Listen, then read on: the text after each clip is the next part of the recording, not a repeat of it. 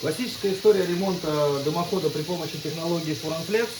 При монтаже камина использовали ненадлежащие материалы. Здесь был дымоход гофрированный, который в принципе не используется при монтаже в каминах.